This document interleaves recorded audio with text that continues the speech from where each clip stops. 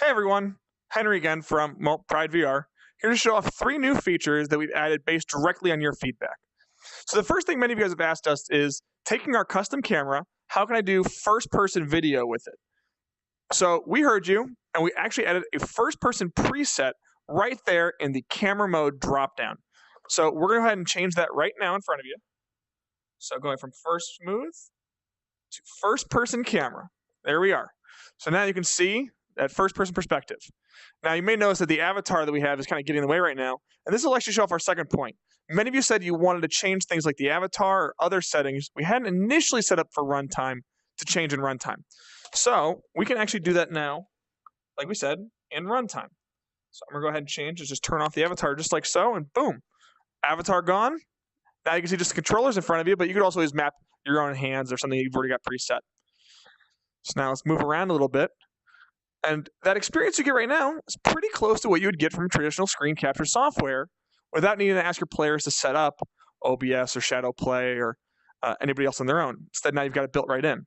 But one of the downsides to screen capture has always been very limited perspective. Right now, this is just a very small screen of kind of all my full range of motion. And then the cameras get out of view, or the controllers, hands, other portions of my experience are really out of view.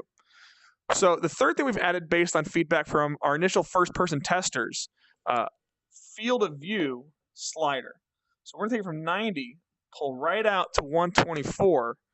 Now you see a lot more than what we saw just a moment ago. That little box has really expanded it outwards. This is really helpful for just showing off a wider range of what's the full experience really like right now. So instead of seeing this tiny perspective, now the spectator can really see with the same peripheral that I've got. The upside of this is, even though I just changed the first-person field of view for our camera, I didn't change it for the player themselves. I'm still experiencing the exact same field of view I had a moment ago. It hasn't changed my personal experience at all, while really improving the experience for the spectator. Now, that field of view isn't limited to just first-person perspective. Again, I'm going to change it right here in runtime.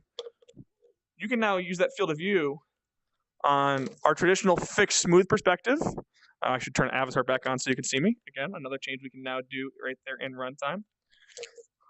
So you can now see me right here with a much wider field of view with the same distance of the camera from a moment ago. You can see so much more of what's possible.